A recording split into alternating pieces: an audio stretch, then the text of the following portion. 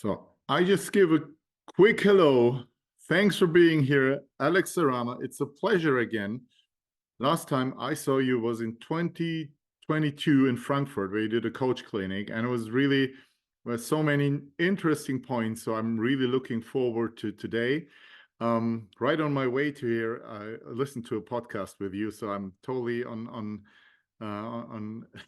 everything you on all your topics today right now. And I think many of you already know you, which is good because in Bavaria we try to it's not just your thing, but CLA, the topic we're talking about, constraint-led approach, is your topic for sure. Also for us in Bavaria, it's a big topic. So I don't want to say much. It's really great having you here tonight, and I'm looking forward to new, interesting insights, impressions, ideas. Thanks, Alex. So you're mute, I think. You're still muted. All Okay. set. Robert, thank you so much for that introduction. It's a pleasure to be here, and a lot of familiar names on the call, which is great to see. So it's two for the price of one today, because I'm actually joined by a good friend of mine and someone who's working now with me at Transforming Basketball, and that's Gray Thomas. Yeah. So Gray is a researcher at the University of Connecticut, and he's working in their renowned ecological psychology department. And that's obviously a huge part of ecological dynamics, which underpins the constraints-led approach.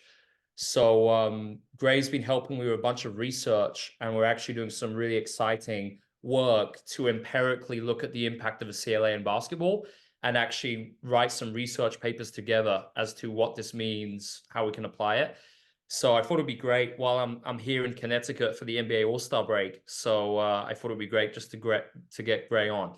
So I'm going to share my screen, and we've got something quite different today. And it's no videos. It's going to be a series of slides, and we've very simply put 10 slides together to articulate what the constraints-led approach is and what it isn't. And this is a very different topic for a clinic that I've wanted to try for a while. And something I've been seeing over the last few years is a lot of misconceptions between what the constraints-led approach is. And I wanted to use today to address that. And for this one, it's interesting because a year ago, 2 years ago, I always would have gone in and explained what the constraints-led approach is before doing that. And I'm making a little bit of an assumption today that maybe most of you are familiar already with what the CLA is. So we're going to kind of skip through the basics and really get into the nitty-gritty, into the details at a more advanced level. Of course, if you're not familiar with the CLA, after this, I'm going to guide you towards some more resources. But I just want to make the most we have of the time today, and also turn this into a Q&A at the end, which can be very practical. Hopefully, a lot of you will feel free to unmute, turn your videos on, and we can talk about some of these things. So on that note, let's get started with point number one. So the CLA, what it actually is. A framework for understanding performance in basketball. So what we mean by this is it's not just a coaching method that we can all use in our practices. And I think sometimes that's what we think the CLA is. It's much more than that. It goes way deeper. And it's a framework we can use to understand how everything happens in basketball the way it does, whether that's in a practice or in a game. So this is what somewhat, I'd say, a bit of irony in terms of when we see a practice of the dominant approach, whether it's drills or teaching moves, techniques, well, that's still emerging within a constraints-led approach. The difference is that the coach is not doing it intentionally, okay? So the whole idea is that we've got these three types of constraint: individual, task, environment, okay? And it's within these constraints, which are always interacting, that skills emerge as they do. And even in that traditional practice style, the CLA accounts for how that's happening.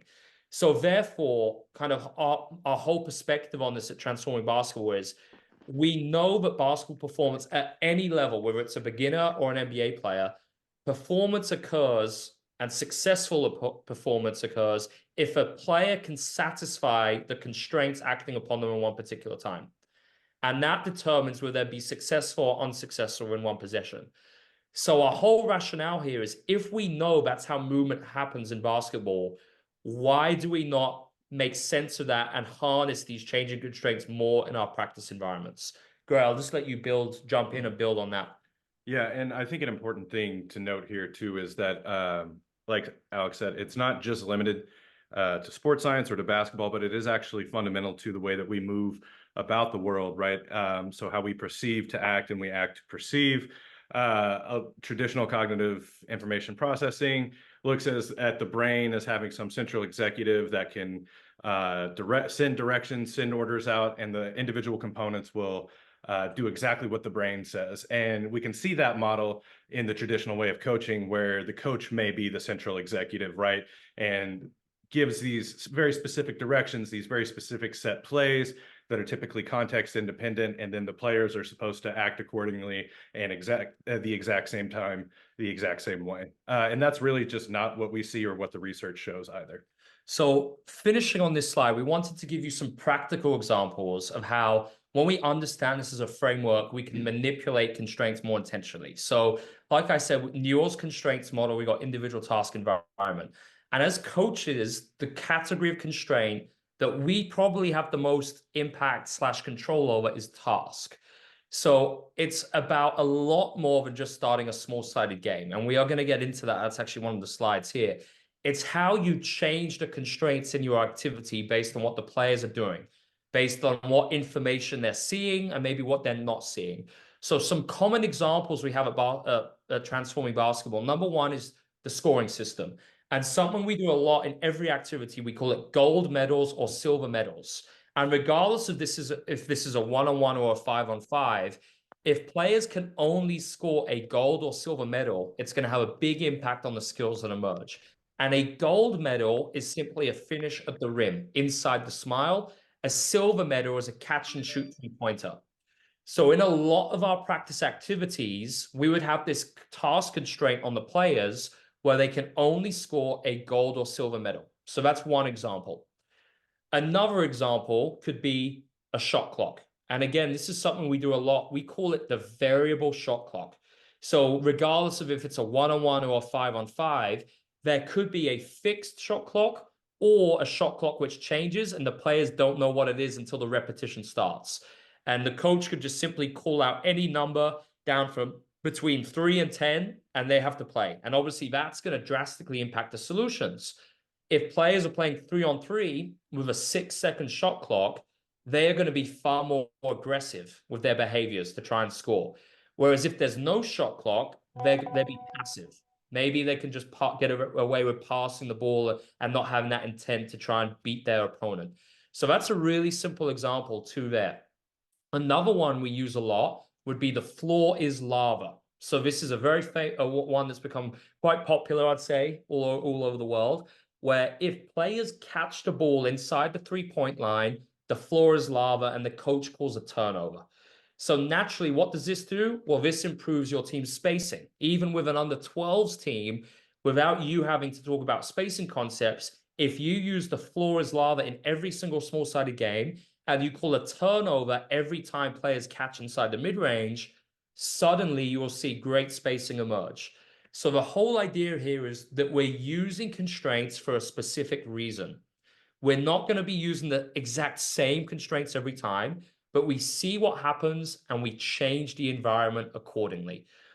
So if you would like some more practical examples of constraint, just head to transformingpeople.com. We've got a whole page of 12 of our favorite constraint manipulations, okay? And you can check that out. So moving now to slide number 2. It's a way to understand how we can coach that's underpinned with theoretical research and evidence. And I think this is a big one because one of the biggest limitations to the dominant coaching approach, which is based on more technical instruction and drills, is there's simply no compelling evidence base that it works. And I think a lot of times, including myself, when I used to coach in that way, we used to point to the success of players who are maybe grown up in that approach. But the whole thing is we don't know how much better they could have even been if they were playing within a CLA. So we can't use this mantra of saying, well, it's X number of players have got to a level through the traditional approach. That's not how it works. So for us, it's all about how can we create a learning environment which offers the players the very best. And ultimately, at the end of the day, our players deserve the best. And this is one way we can do it. We can actually understand why we coach in a certain way. And I think a lot of times as coaches, we have bundles of different beliefs as opposed to a very strong theoretical framework to base our understanding on. So what the CLA does is it allows you as a coach to understand how human movement occurs. And a lot of times as coaches, we say things like muscle memory, things which actually make no sense and theoretically have no foundation. So the CLA allows us to think, okay, how is it that human movement in basketball happens? And how is it the players become skillful? Now, with that understanding, we can reverse engineer and create a practice environment which is aligned with how players learn most effectively. And I think the whole thing with this is the CLA was not my idea. I just realized that no one was applying it in basketball. This has been done by researchers, by professors all over the world. And it's there for us as coaches to harness and to manipulate so that we can ultimately create the best learning environment for our players. Gray, as a researcher, I'll let you speak a little bit more on the research side of this. Absolutely. So something you may run into if you appeal to notions like muscle memory or something like that is something known as the storage problem. Okay, so if we have muscle memory for a movement, okay, let's grant that on its face and say we might. If you have muscle memory for a jump shot, then the question is now, is it the memory of one specific ideal movement that can occur context independent and will always be the correct solution? Or do we need to store muscle memory for every kind of context that we may be facing? So the way I shoot with a 7-foot defender in front of me is going to be different than if I were to shoot with a 6-foot defender in front of me, right? So would we need to store a movement pattern or a movement solution for each individual context? And once you start going down that road, you realize we may not have that actual kind of storage capacity and retrieval capacity for things that we've never even faced before, right? And you also run up into the theoretical and philosophical problem of how can I have muscle memory for something that has yet to occur in the game, right? You can't have the muscle memory for something that you've never had to do or there's never been a requirement for. So when you start to pull at the theoretical threads of this, you kind of begin to realize that it isn't as much in the individual that we need to worry about, but we need to start thinking about what are these constraints that are eliciting these behaviors? What are the environmental tasks and individual constraint interactions that produce the behaviors that we're either wanting to see or not wanting to see? And the easiest kind of way we phrase this to coaches is we want to shift from being instructors to learning designers. So the idea of being a learning designer, this is something, you could use to explain to colleagues, other coaches at your club. Instead of setting up a drill or setting up a technique that you want to teach, instead, as a learning designer, how can we create an environment where a different solution will emerge every time? And critically, a solution will emerge that aligns with every player's unique anatomy, their individual capacities, their individual constraints. And there's a good quote here we saw on Twitter the other day, which we wanted to read out on this slide, and it's skill acquisition is not actually acquiring a movement or memorizing stuff. Skills are adaptations to specific environments. It's the adaptation that defines technical movement and the solutions that we see. So I think that's a really interesting one there, because the idea even of players acquiring skills, as Gray mentioned with muscle memory, that's not how we're viewing it. That's not how the human body works. Instead, it's about how can players adapt to every scenario. And obviously, the more that they face these scenarios in practice, where these different adaptations can occur, the more successful they will be within the game itself. Okay, so this is a big one. And the CLA, this is our first, it isn't. And we don't believe that the CLA is a coaching method which you can use occasionally along with drills. And this is kind of a best of both rationale I've been seeing quite a bit over the last few years, where it's definitely great that coaches are using more small-sided games, etc. But typically what's happening is that the small-sided games are being used to accompany drills. And maybe a coach will teach a move or teach a pattern 3-on-0, and then create a small-sided game where that thing may emerge. The best analogy we can give you here, coaches, is that using the CLA, it's like a pair of glasses, wearing a pair of glasses. It changes fundamentally the lens that we use to view and understand basketball. So it's not as simple as sometimes wearing these glasses and sometimes putting them down and picking up a new pair and wearing those, because it's one lens which we're using to view basketball. So if we really believe that constraints impact performance, and that, it's things such as perception action coupling within this dynamic environment, if that's what shapes performance, there would simply be no need to then go and use a drill. And I think the biggest thing too is, if you're looking to practically improve your application of a CLA, it's not just about doing things like 3-on-3, 4-on-4, 5-on-5. Because the problem is the environment is not going to be specific enough to allow your players to explore different solutions. So this is where the key magic, the key recipe for using the CLA well, is how you create very specific environments, which requires a lot of formats such as 1-on-1, 1-on-1 plus 1, 1-on-2, 2-on-1, 2-on-2 plus 1, because it's those formats which amplify the ability of your players to perceive information and act. And I think a misnomer is that we are just doing 3-on-3, 4-on-4. And the problem is those environments will not be specific enough. So if you think that you need to use a drill to allow your players to become more skillful, instead, we would challenge you to think about even having a defender in there who's very constrained. So say, for instance, you want to improve your player's ability to score layups with their left hand. Instead of just doing that 1-on-0, you could easily add a scripted defender who plays defense on the offense's right hip. So naturally, it's a 1-on-1. There could be some type of advantage.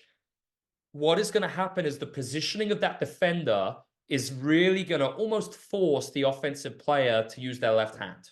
And that would be one example of how we can really create a very specific environment that's heavily constrained, but still it means we don't need to revert to 1-on-0. And the whole idea is we want to keep the key information within the practice, but will impact what players see in the game.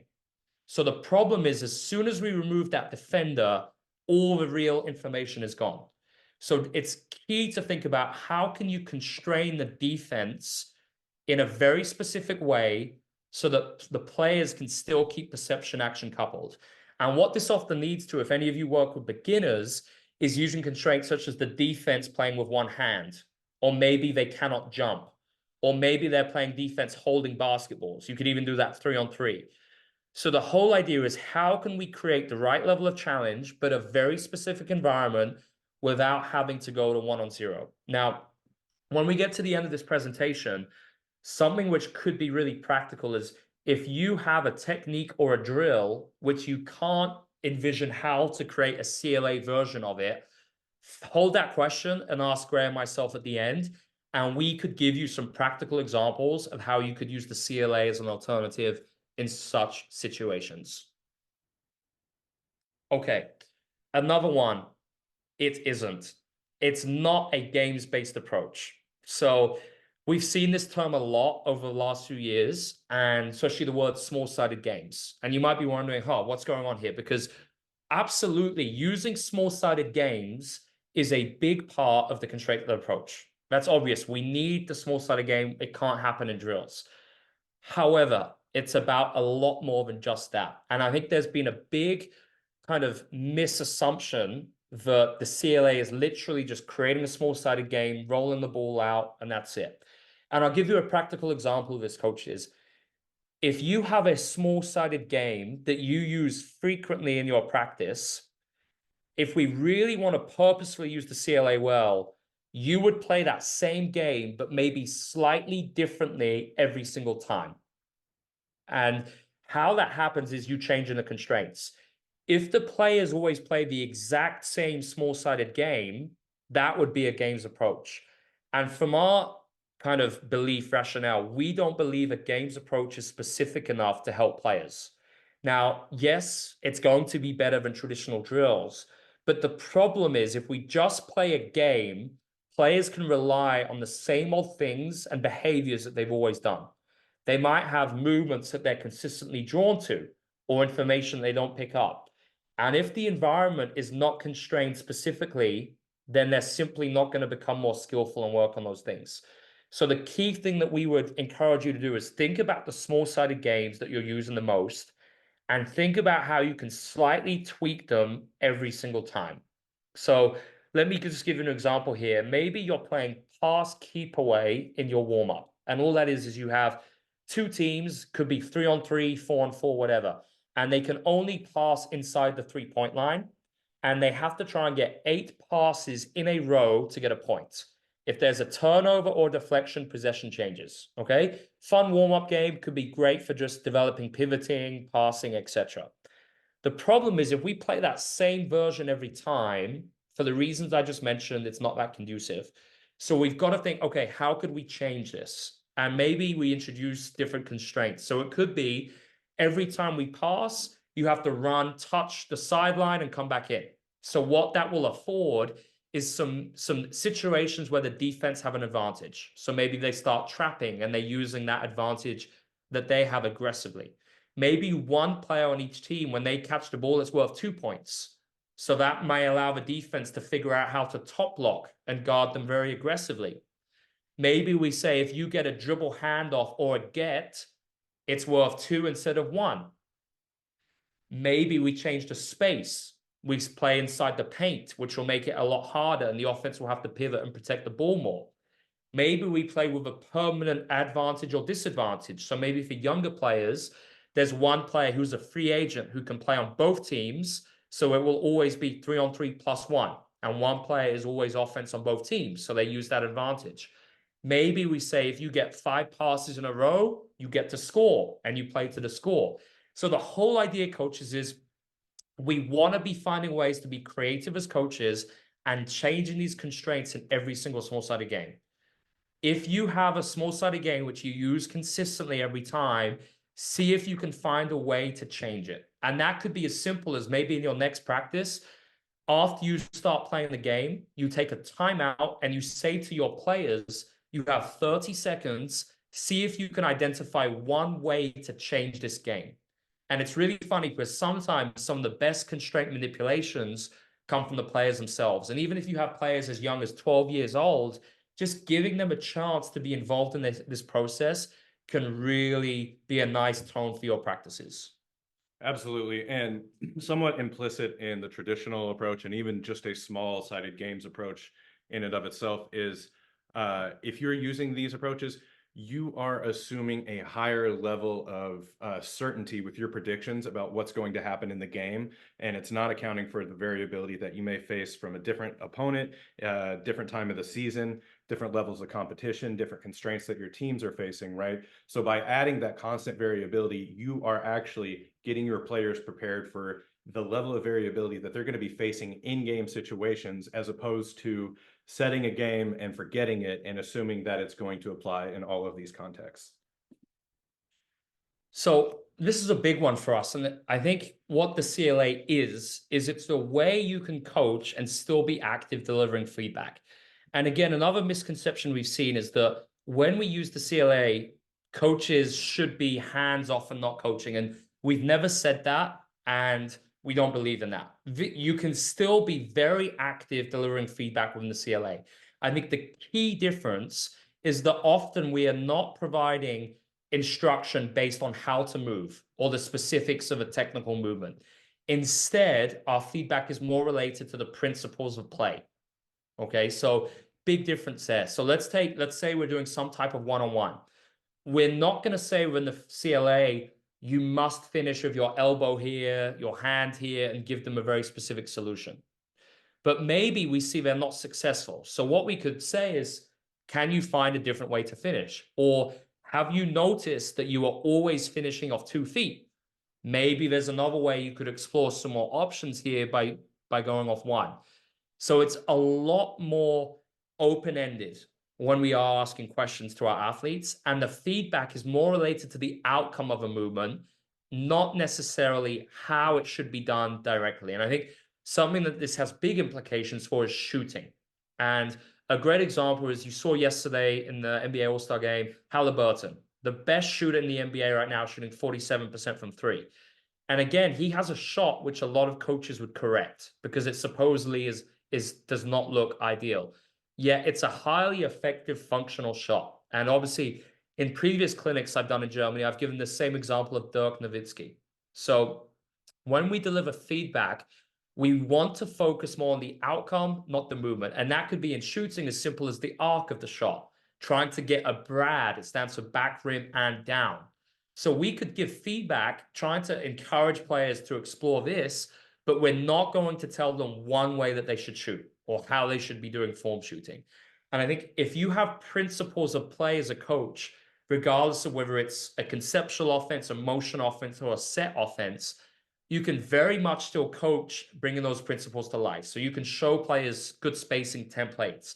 You can show certain things in pick and roll. You got to do that. And you can still do that within a CLA. You don't have to just sit back and let anything happen. Absolutely. And it also becomes a much more collaborative process with your players too. So it's less siloed off in the sense of you hand directions down from on high because you know better because you're the coach and they're going to be executing right. It's a lot more player specific, even if it seems like it's going to be general. By having these principles of play, you let their specific problem solving solutions emerge in that co-design relationship. And when we coach in the traditional way, what we're actually doing, if we're pushing someone towards an ideal movement solution or a particular way to finish, we're actually averaging out their unique individual differences that could be used as a competitive advantage in the game, like Alex was talking about with Dirk or with Halliburton. And just as we finish this note, I think when it comes to feedback, if you see or you catch yourself saying the same thing consistently over and over again, that's when you need to change the constraints and force the players into doing it due to the design of the game itself. So I'll give you an example. My idea for floor is lava, not catching inside the mid-range. That concept came up because I found myself always yelling spacing to a group of young players. And I noticed that it was having no impact at all. So then I thought, okay, what can I do where instead of me just keep continuing to yell the same thing over and over again, how could we design this game so they're forced to pick information up and actually attune to this? So then we just said, it is a turnover if the floor is lava and you catch the ball in the mid-range. Instead of me yelling spacing, I changed the game itself. So if there's something that you really think the players need to pick up, or there's something you continuously find yourself saying it over and over again, you have to change the constraints. Because if you just keep saying it, it is not going to be efficient for the learning process. And that's where the right constraints, it allows your players to learn far more efficiently and effectively. So that we're halfway through here. We've got the last kind of 5 coming up. And this one is what it isn't. And I think something we see a lot is the concept that the CLA only applies to coaching. And really, it's a framework we can use for every part of basketball. If you're in an organization where you maybe have some strength and conditioning too, some mental skills, some nutrition, whatever it is, the CLA applies in every field. It's not just coaching. So even if you're using video and you're doing video sessions with your players, the CLA should inform you of a useful way that you could deliver those video sessions. And the best example I want to talk about now is the warm-up, because that's applicable to every single coach on this call. Well, if we view the game through the perspective of CLA, it changes how we see the warm-up. And I think the dominant approach to a warm-up would be dynamic stretches and players doing the same thing over and over again. But instead, we could use the CLA. And this is where a concept such as repetition without repetition could come to the equation. So you could still get your players to do their lunges, to do their squats, and some of their functional movements before practice. But all you could say to them is find a different way to do this movement every time.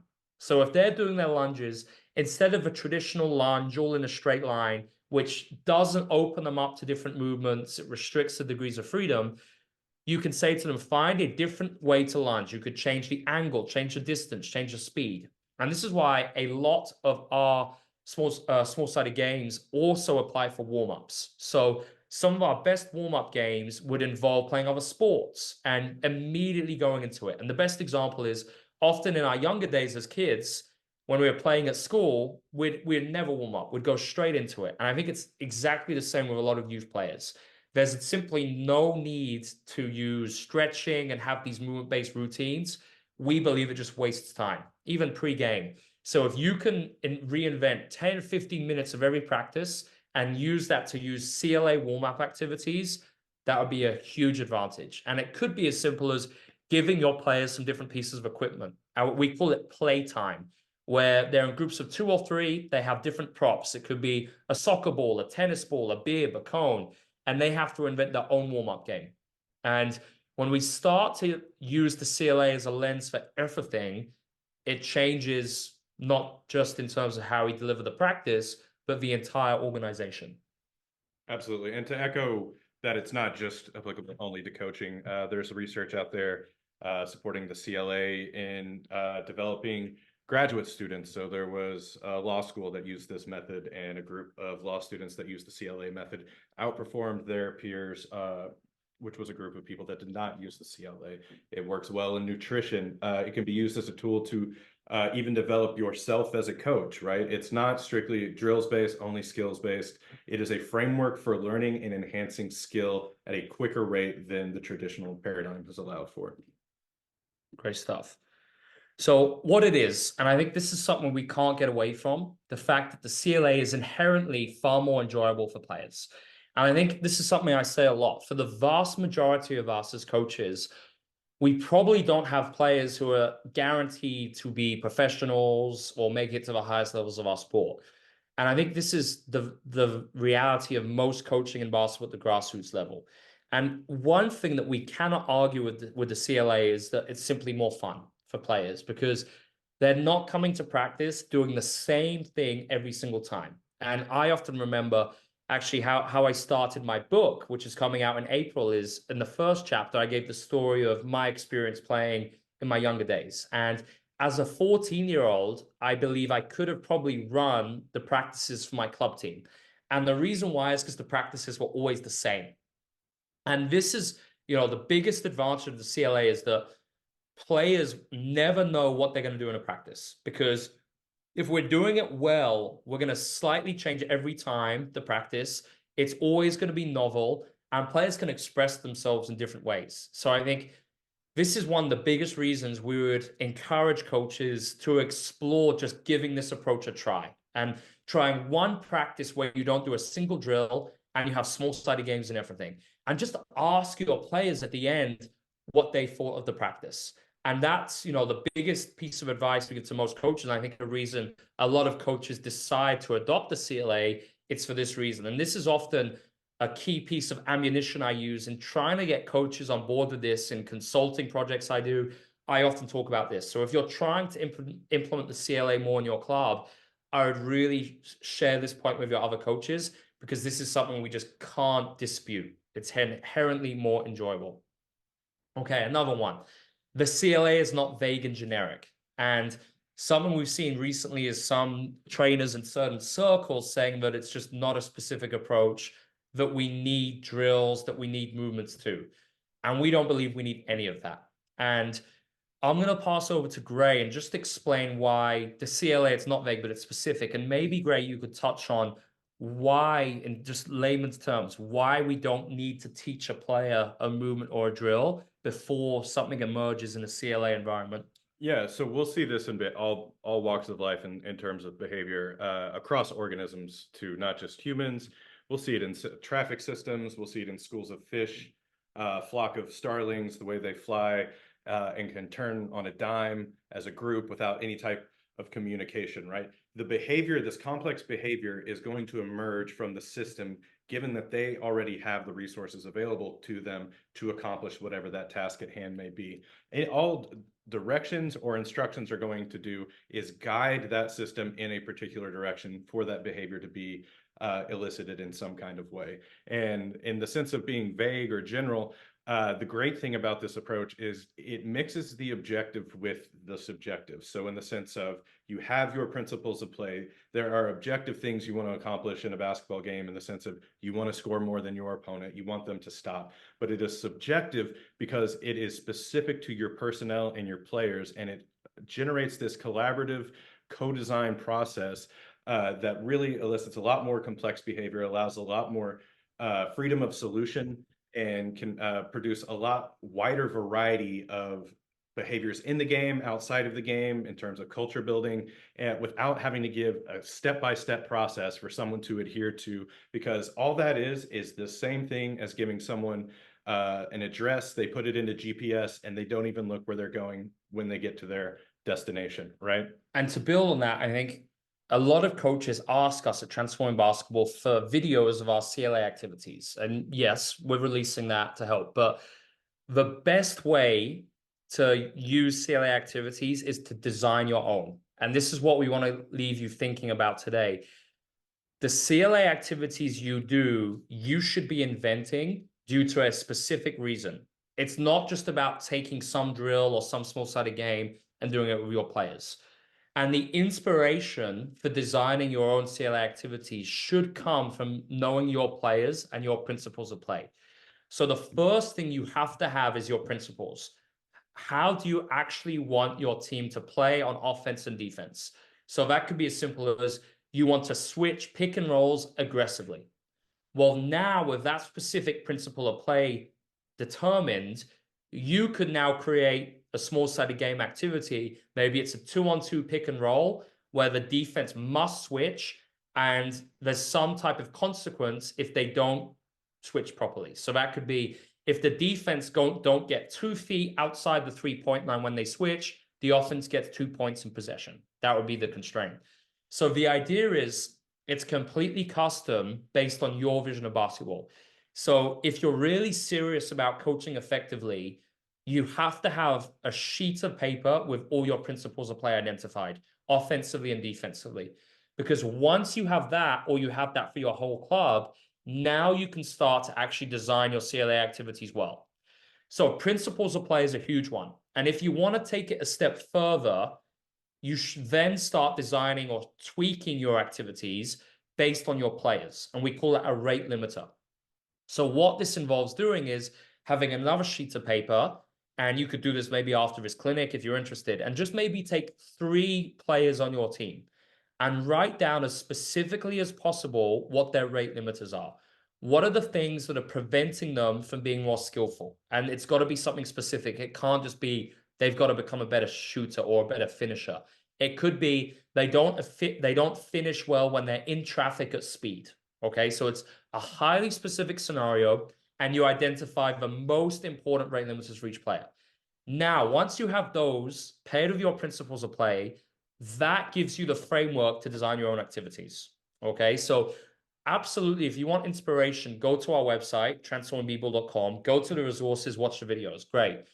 But that's not what we want to leave you with. We don't just want to give you the tools. We want to show you how you can make your own tools, because that's how you become an effective CLA coach. Okay, it's all in response to what is happening and where you're at. There's no such thing as copy paste and just doing the same drill with each team. Okay, and at the same time, this is not a method which is going to lead to overnight success. It's taken me 5 years of exploring the CLA to get to where I am now. And I think that's the beautiful part of this. As a coach, it forces you to continuously grow and develop. And there's no better thing for creative coaches. And, yes, I believe that if you start doing CLA practices, I do think you'll see results very early on, but it's not a magic bullet. Okay. And I think it requires an investment from you and a commitment from you to continue learning and exploring this. And I think that's the best thing about the CLA. It's just a continuous development journey. Absolutely. And the alternative, the more traditional approach, doesn't necessarily say that a particular method will lead to overnight success, but a popular framework is 10,000 hours will get you to a particular level. But what they don't talk about on that side of things is how are those 10,000 hours being spent? Is it 9,000 hours of conditioning, 1,000 hours of free throw shooting, or different things like that? It's kind of agnostic to the personnel, the situation, and what is actually trying to be developed. Whereas this is also saying, yes, it's going to take some time to develop into the player, into the coach, into the team that you want to be. But by being specific and adhering to these principles and constantly viewing development through this framework, different solutions will emerge, and you will see a lot of growth across the board, and not through rote repetition or some specific formula of if you do enough inputs, you'll get the right output. And finally, I think this is a way to drastically improve your coaching. And this is something I've been seeing a lot recently. I have a theory that a lot of times coaches struggle with game coaching because they struggle to observe what is happening in real time and have specific solutions for solving them. And the reason why is because they don't get many opportunities in practice to actually work on that. And what I'm starting to see now is that CLA coaches who do this well in practice are becoming far better in the game. And I think the rationale is easy. It's because we have to diagnose what is happening, what is occurring, and have very specific solutions to solve these problems.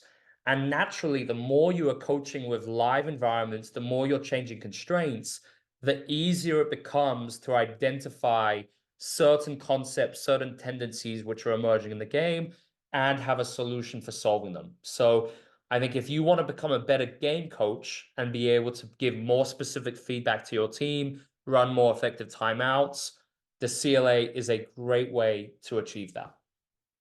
So we've left quite a good amount of time for questions. If you're just getting introduced to CLA for the first time, there will probably be a lot of things from today that you need to rewatch. We would recommend going to episode 5 of the Transforming Basketball podcast, Making Sense of the CLA and Basketball. That is really a beginner's introduction into what the CLA is with far more specific examples. You can also see the videos on our website, which is on your screen. But I think, I'm personally quite excited about the work being done in Germany, especially by the Bavarian Federation. And I wanted today to go in with something a little bit more advanced for the coaches who are already familiar with this approach. So of course, if this is new to you, no problem, but we've got a bunch of resources at Transforming to help you out. And obviously the Bavarian Federation too have released a lot of resources to help coaches understand this approach. Absolutely. And if anybody ever wants to get more resources on the deep theoretical history or the underpinnings of this, feel free to reach out to us. And I've got a library of the origins of these theories. Like I said, it's not just for sports science. It's not just for basketball. It's fundamental to coordinated movement across organisms. So I'm happy to discuss at any particular high level conversation that anybody wants to have. Perfect. So with that in mind, we are going to stop the share and we will open this up for questions. It can be as specific, as practical as you like, coaches. And you can use the chat box too, whatever you prefer.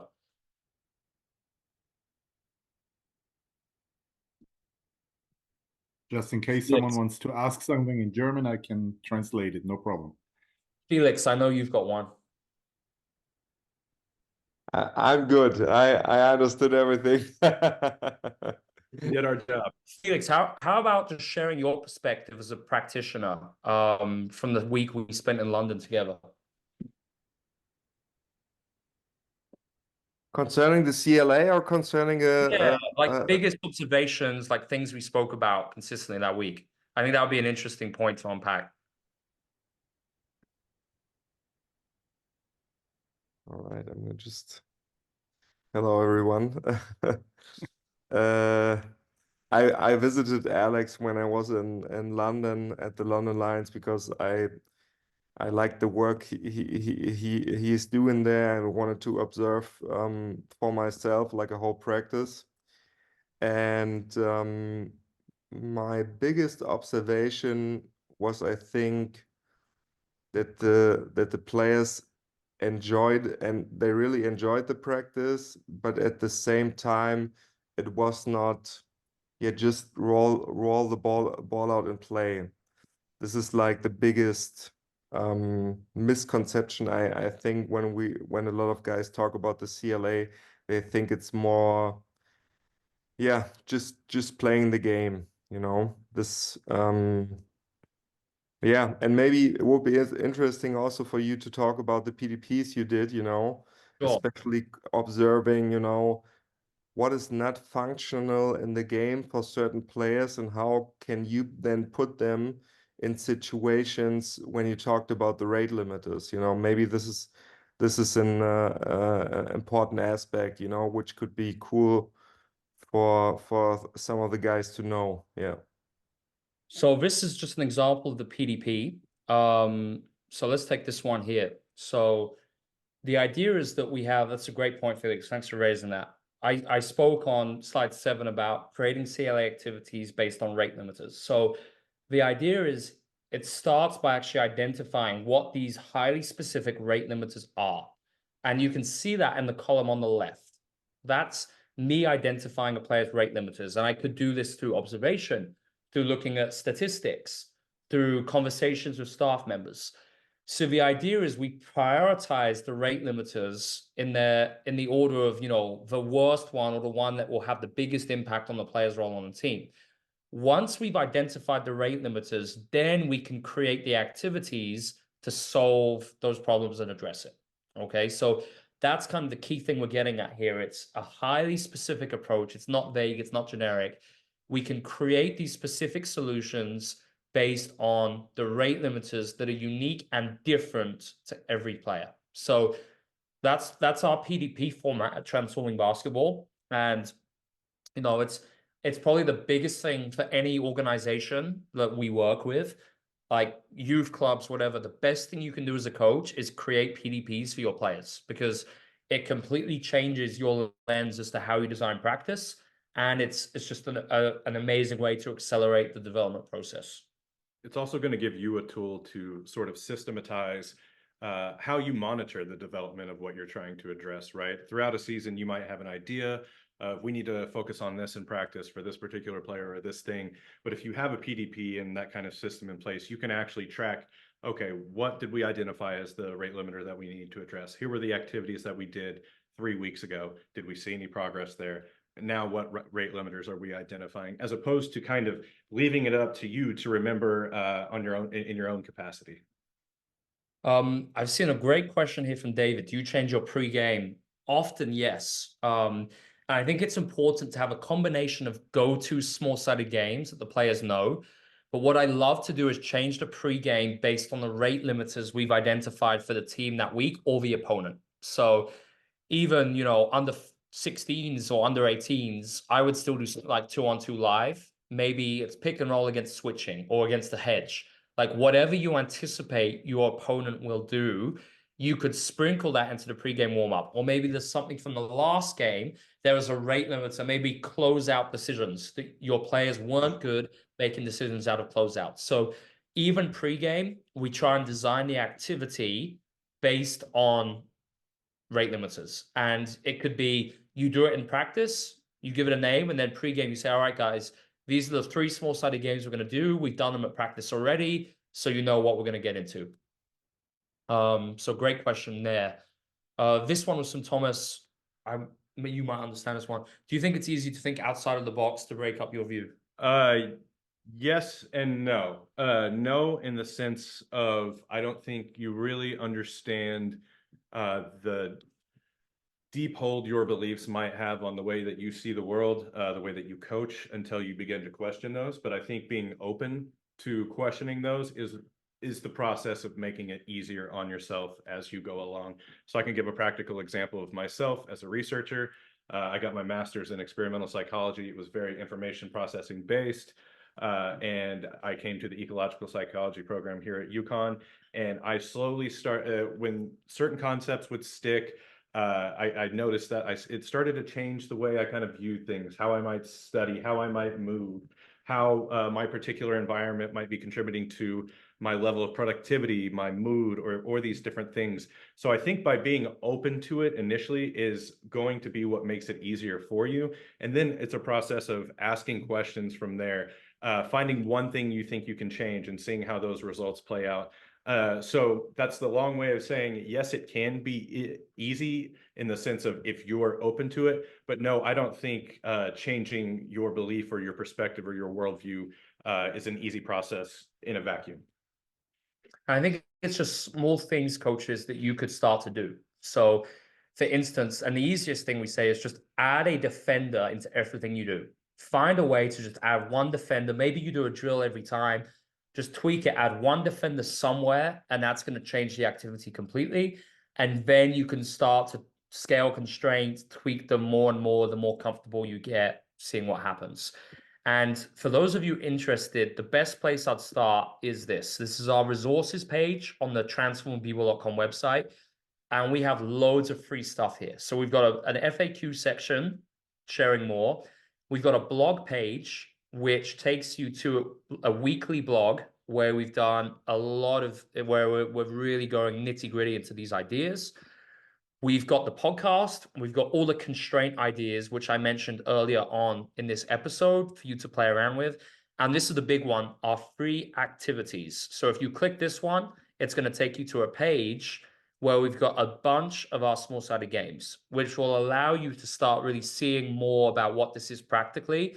And what we hope is that you can then identify your own constraints based on what you are seeing within these. Within the resources page, we also have some of the theory and the papers showing where this actually comes from. And we've got even more resources at the bottom there. So the idea is we wanted to have a ton of free material so that coaches can really feel like they understand this. And then, of course, we have some products. If you want to take your learning to a whole new level, we've got different videos and products which you can actually utilize. So, feel free to always shoot us a question. You can message us on social media. Our email is info@transformingpeople.com. And we will take questions anytime. I see one last question here from Alex. How do you make the session goal? And we call it intentions. So I think trying to have 2 or 3 intentions per practice based on your rate limiters. And I think if you go into practice without an intention, it's difficult to deliver an effective practice. So have 2 or 3, and that could be maybe one is improving your team shot selection. Maybe the second intention is being able to convert advantages more consistently. And maybe the third one is your pick and roll defense. So the idea is if you have these intentions, they come from your rate limiters, things you're observing in games, weaknesses, all of this. You then create your intentions, and from your intentions, your practice activities. The big problem is a lot of coaches go into practice without an intention, so then they just reuse the same drills over and over again. And if you have intentions, that will really shape the activities you use and critically why you use them. Great. So I think that's it. We haven't seen any more questions coming in. Real question. always. Big thanks for having us on. Hello, one question. Oh, go for it. Yeah, one question. The CLA, you can use it also for completed players. I mean, for players like man team. Do you have experience with man team? Absolutely. So right now I'm working with the Portland Trailblazers. Last year with Paris basketball in Euro Cup. And I can say the CLA works just as well for professionals as with beginners. It's exactly the same. Yeah. When you say beginners, what age? From whenever they start playing, 6 years old, whatever. The key thing is to think about how you use the constraints. So instead of having a completely live defender, maybe it's a defender who can't move. Maybe they have to have one hand behind their back. Maybe they can't jump. So maybe there's a big advantage. Maybe it's 2 against 1. So we did a podcast on this, just how to use the CLA with beginners and what it looks like. So we provided a bunch of specific examples, and I'm just finding it now. It was episode 26 and 27 of the podcasts. We did 2 episodes there where we really went into detail as to what using the CLA looks like with players brand new to basketball. I already share your website with all the coaches I have, so Love no it. problem. I Thank you mean, very for me, it's to find a way to teach the players how to read the game and much. to make better decision. And with all drills, it's not working. So Yeah. it's I mean, it's hard to teach young guns how to make better decisions and how to make better spacing or to read the game. That's Definitely. why I really like your idea. Much appreciated. Absolutely, and I think that's a great point. You want your players to make quick decisions, right? A lot of decision making research philosophies are really internally focused. Does the player have the right work ethic? Do they have the right level of focus, grit? You hear the resiliency. You hear these words thrown around, and they're really internally based. Whereas this framework actually gives you the tools to ask the question of what is it about the environment, the individual, and the task at hand. What interaction here is actually producing what's going on? What is it leading to that decision being made, instead of assuming that either the player doesn't have the right stuff or they don't get it. So it actually views development as, one, it's continuous, development never ends, and two, anyone can develop, from Steph Curry to the worst player in the world. Anyone has a chance to grow, and it's really human forward in that aspect too. So yes, it's a lot of work on the coach's part to identify those things and tweak the right things, but not only are you going to develop better players, you're going to develop better people, and you're going to develop better relationships, right? Yeah. Thank you. Pleasure. Thank you. And just a shameless piece of self-promotion. My book is out April the 9th. So that will be on Amazon. And if you're really looking to take a very deep dive into this and have like loads of practical examples, that will be the book for you. As someone who researches this professionally, it will be the only resource in this domain pertaining to basketball. So I highly recommend it. I didn't pay him to say that. Not yet. Can I also ask one question? Can you hear me? Okay, Please, John. First of all, thanks for the presentation. I would also like to ask how it is with the beginners, the constantly approach. I mean, my players are not beginners, but they're under 14. So when do I understand that the constraints are overwhelming them, and how should I change them accordingly? Yeah, great question. So I would say, I think a really good way to look at it is the optimal challenge. So we want some level of difficulty, but we also don't want it too easy. So it should be pleasantly frustrating. So I'll give you an example, like maybe they're doing a one-on-one and every time they're not scoring consistently or not even getting close to scoring, right? And you can see that quite consistently across the board. That's when I would make an on-the-fly observation in practice and immediately change it. And what I'd do is simply make it simpler. So I could increase the advantage. So maybe the one-on-one, instead of a defender starting in front, they start on the side or maybe even behind them.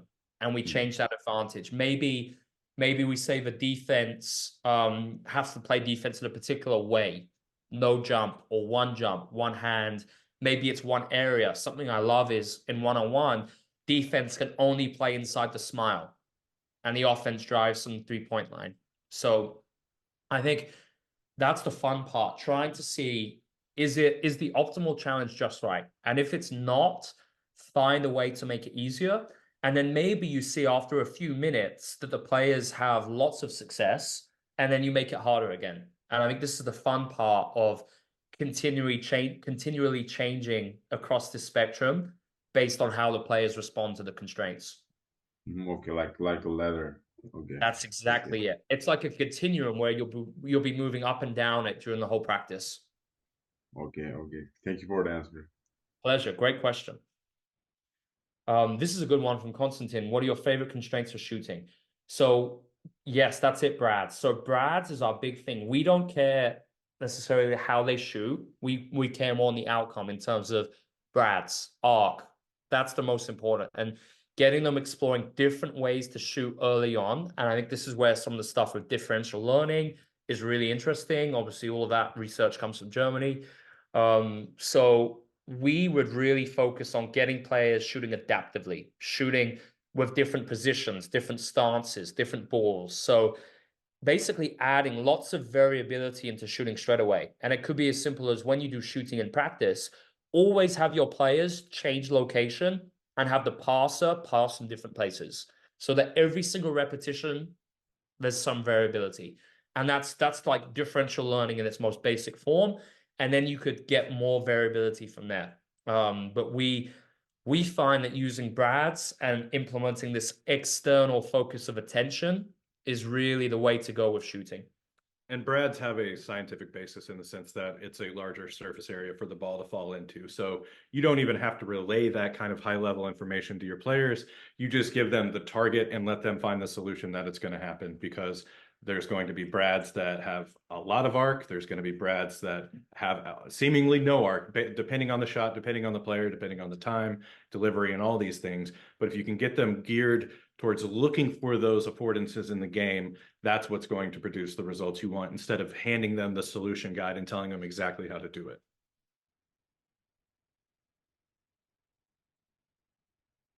And just a really simple practical add on that. When you shoot, you could just have a one-on-one where the defender always comes from a different angle.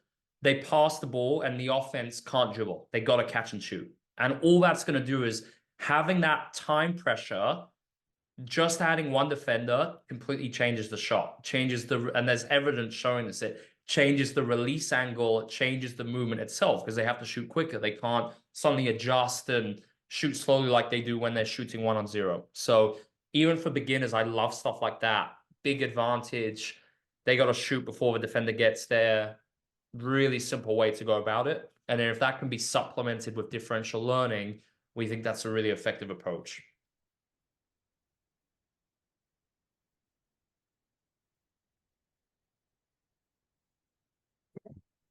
Cool. Last chance for any questions. Yes, that's what I wanted to say. Please also feel free to ask something in German. I can translate it for you, no problem. And so don't hesitate.